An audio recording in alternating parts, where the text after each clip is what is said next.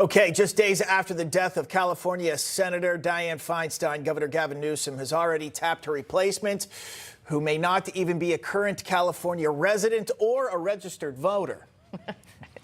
Sorry, you can't make it up. All right, and with the latest on this, our correspondent Addison Smith. Addison, laughing is not appropriate, but sometimes it seems like, no, that couldn't possibly be true. Is it? Sometimes real life, it turns out to even be funnier than parody. So California Governor Gavin Newsom did select this far-left Democratic activist and advisor, LaFonza Butler, to fill Dianne Feinstein's Senate seat after she passed away in the early hours of Friday morning. Butler, praised by the far left for being the first Black and openly lesbian woman nominated to the position, publicly accepted her offer Monday morning, writing in a post to X, quote, "I'm honored to accept Governor Newsom's nomination to be a U.S. Senator for a state I have made my home." However, Butler doesn't even appear to reside in California, at least not yet. According to the Washington Examiner, quote, "registration records indicate that Butler lives in Silver Spring, Maryland, with her mailing address the same as her residential." On Sunday night, continued the Examiner, the newest California senator's biography on the Emily's List website, which is Butler's radical pro-abortion PAC, listed that LaFonza grew up in Magnolia, Mississippi, and that she now lives in Maryland with her partner and their daughter. Since this was reported, however, Emily's List has removed that information from their website, so it's no longer there. Now, Newsom's office did tell a local California news outlet that Butler moved there for her PAC, moved to the D.C. area, but that she still owns a home in the Golden State and will re-register to vote prior to her swearing-in ceremony here in California. Newsmax did contact Emily's List for comment and for clarification on Butler's current residency status, but has not heard back.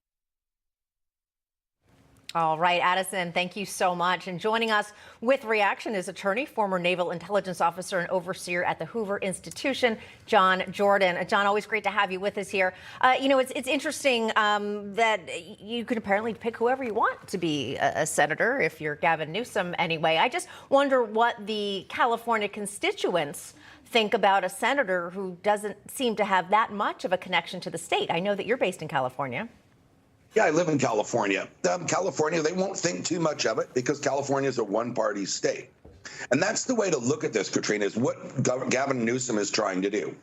For Gavin Newsom, it's all about his ambition and his run for president. And this was just a choice made with that in mind. First of all, he wanted to stay out of the primary of the other people like Barbara Lee and Adam Schiff who were running, didn't want to make any enemies. But Ms. Butler is head of Emily's List. She's a fundraising juggernaut. She ran the Service Employees International Union in Southern California for a period of time. So she checks a lot of boxes for Gavin Newsom in terms of his national aspirations. And that's why he made this choice. John, you bring up a point that I wanted to kind of touch on here, that there's more maybe than meets the eye to LaFonza Butler going into the Senate here. That Gavin Newsom full well knows who it is he's appointing, obviously, and there's specific reasons behind it. Go ahead and expand on that for me. Well, yeah, he wants to grow his national profile. He doesn't want to make enemies in California. There's a full-throated primary underway right now, which is dividing the Democrat Party. There's no reason for him to stick his nose into that and create some enemies here at home with some of the powerful liberal interests. So here's a chance for him to pivot and go to a national Democrat who can raise him a lot of money. Emily's List is a huge part of the Democrat ecosystem. So is the SEIU. She checks a lot of these boxes. And not only that, she also checks the fact that she's a LGBTQ lesbian lady. And so checks that box. So he makes no enemies. And it's a chance for him to raise a lot of money and to ingratiate himself with a lot of people he's going to need if there's a Democrat primary, either by jumping in 2024 or in 2028. John, got to get your thoughts on, the fact that Gavin Newsom has been very clear, and this is taking off on what you said. He's not going to challenge Joe Biden in 2024. A lot of people anticipating he is gearing up for that 2028 launch. That brings me to my question. Do you think Joe Biden will make it to the point where he is running for re-election, or do you see somebody else taking over that spot? Well, you said it right there in your question. Was embedded the word challenge Joe Biden. No, Gavin Newsom has made it very clear he won't challenge Joe Biden in an adversarial sense. But what if Joe Biden can't continue, or he has a stroke, or he's pushed out by Democrat insiders, or it's thrown to the nominations thrown to the Democrat convention in Chicago next summer?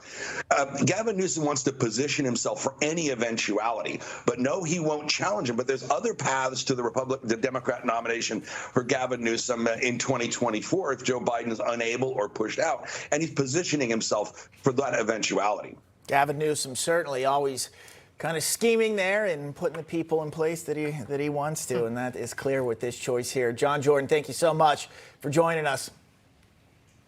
My pleasure.